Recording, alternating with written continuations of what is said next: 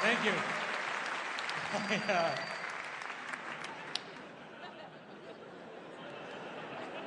About a year ago, I'm walking my daughter home from school, and my wife and daughter and I live in Brooklyn. There's all these smoke shops there, and they have these cutesy names like Blazy Susan, and Yes We Cannabis, and my daughter Una looks up. She's 9 years old. She looks up at the name of one of these shops, and she goes, "Dad, what's the Good Life?" And I was like, I don't even know. It's not what I'm doing. But then it was one of those moments where I'm like, oh, I should try to explain drugs as best I can.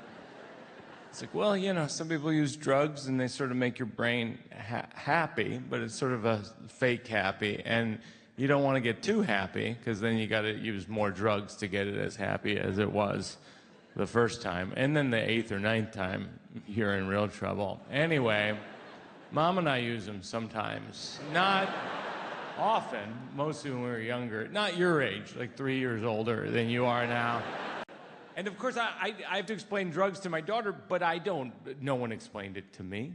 My parents didn't explain it. The closest thing to it was in 6th grade. They had the D.A.R.E program, and it was the 80s. It was an acronym that stood for Drug Abuse Resistance Education, which sort of feels like it was written by someone on drugs. You know, like, it's got to be 4 words, but we know what the D is.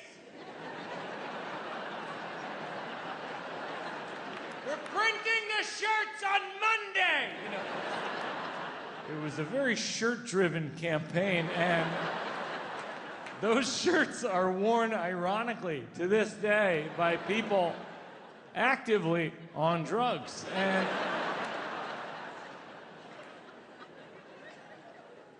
before the D.A.R.E program, I had not considered using drugs. And once they laid out all the options, I was like, I should try these drugs and make an educated decision, because they made it sound pretty exciting. They were like, kids are going to come up to you. I was like, keep talking. Like, kids hadn't come up to me. This was the most exciting social development of my childhood. Kids are going to come up to you. They're going to offer you crank and boomers and angel dust. I was like, angel dust? I was a 6th grade altar boy. I was like, I shall try this angel dust. Soar to the heavens aside my Lord Jesus Christ. Nor angel dust, nor even cocaine. I've never seen cocaine. I mean, sometimes people don't even believe it when I say that. I work in nightclubs. Not once has someone thought, we should show it to Mike. He's like, what do I look like? That's how people see me. I was in Washington Square Park the other day, and this stranger was walking in front of me, and someone said to that stranger, you got an undercover cop walking behind you. And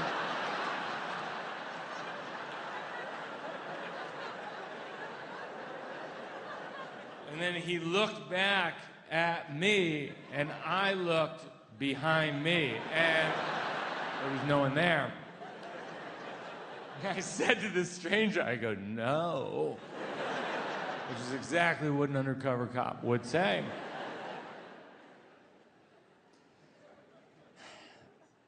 So I don't, I've never used recreational drugs. I mean, in college, my friends would smoke pot, but I was the least fun person to smoke with. I was the guy who was like, do you guys hate me?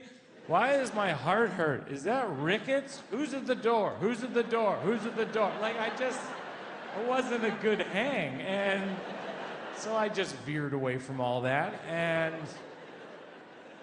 But I don't want to. But I have to, because I have a serious sleepwalking disorder. About 20 years ago, I sleepwalked through a 2nd-story window of a La Quinta Inn in Walla Walla, Washington. True story. And when you do that once, they always bring it up when you go to the doctor. And I was diagnosed 20 years ago with this very rare condition called REM sleep behavior disorder. And I've talked about it so much in my comedy specials that when you go to med school and you study sleep disorders in the DSM, the example of REM behavior disorder is me.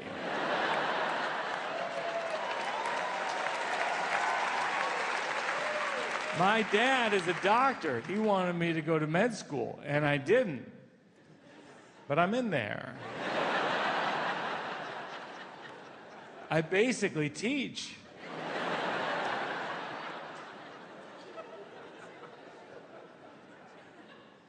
I went to my sleep doctor a couple years ago, and I mentioned this to him. I go, you know, in the DSM, like, I'm the example of RBT. And he goes, that's not good. I go, what do you mean? We did it. He goes, well, the problem is that I'm not entirely convinced that's exactly what you have. I said, we're going to have to write a mass email. Because there's a lot of people walking around this earth thinking they have Mike Birbiglia disease. Mike Birbiglia might not have it. Can you imagine if Lou Gehrig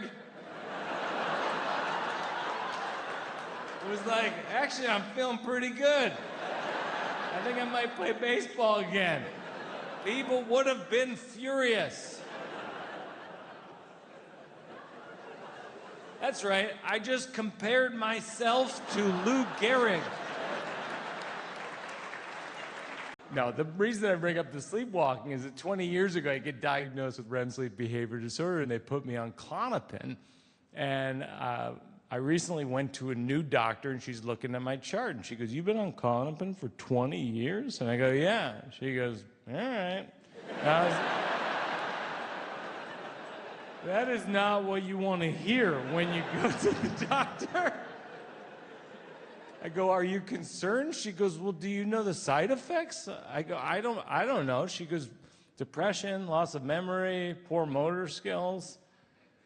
I said, oh, I just thought that was my personality. Like, it's a strange moment in one's life when you realize your personality is side effects.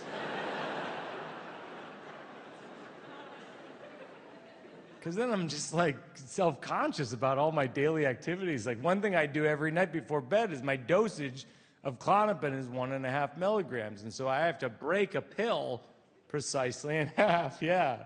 You know who shouldn't have a precision task like that?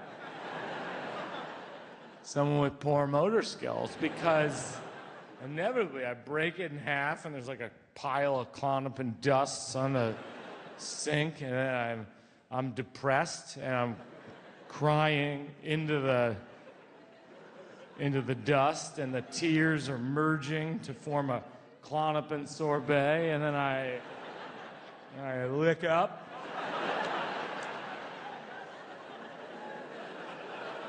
What I perceive to be 0.5 milligram, but definitely isn't 0.5 milligram. So how do I explain that to my daughter?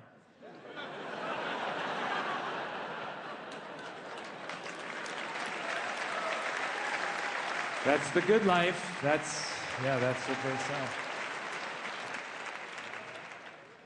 There are so many things I feel like I can't explain to my daughter. Like, she's 9 years old, and it's just getting harder and harder, because when they're younger, it sort of doesn't matter. Like, they're an animated bag of rice, and you just gotta make sure they stay animated. And then, even when they're toddlers, it's a lot of layups. What's that? That's an egg. I'm a genius, you know, but... And my wife doesn't know that much stuff either. She's a poet, I'm a comedian. Together we're a sculptor. We just don't know a lot. I mean, we've read hundreds of books about leaves. We can't explain leaves that well. And it just started to become very clear to me about a year ago, because I get a call from my mom, and she said, Dad was sick this week, And I tried to get him to go to his doctor, but he wouldn't go. And then yesterday he fell down in the bathtub, and I called 911, and the ambulance took him into the ER, and it turned out he had had a stroke.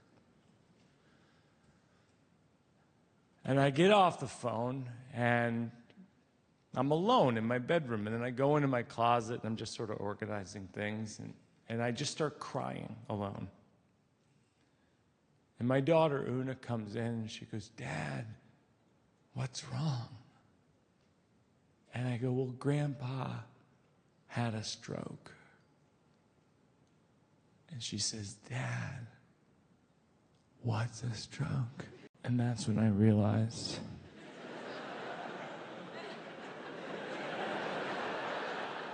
I can't really explain what a stroke is.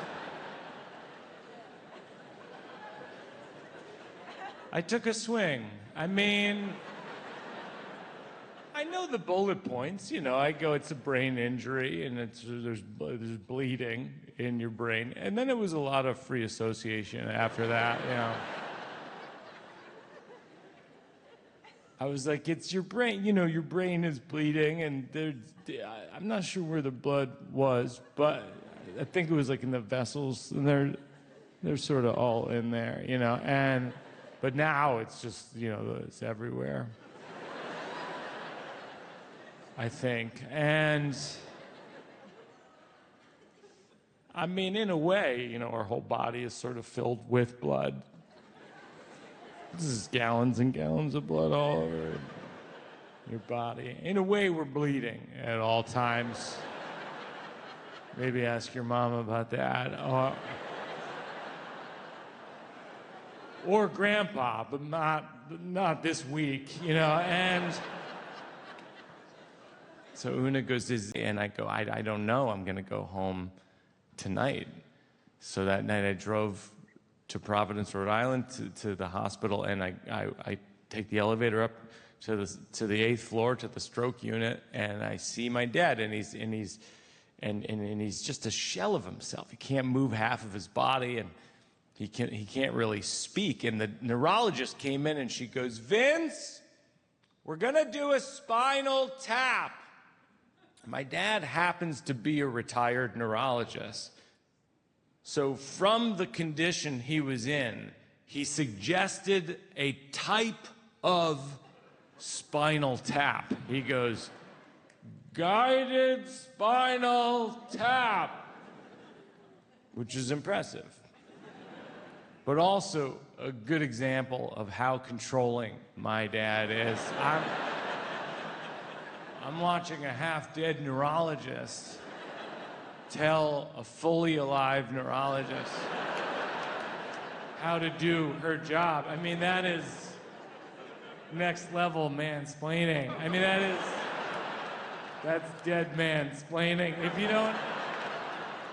don't know the term mansplain, it's when a man explains to a woman something she might understand better than the man. I'm not explaining it to you, I'm conveying it. I am manveying, and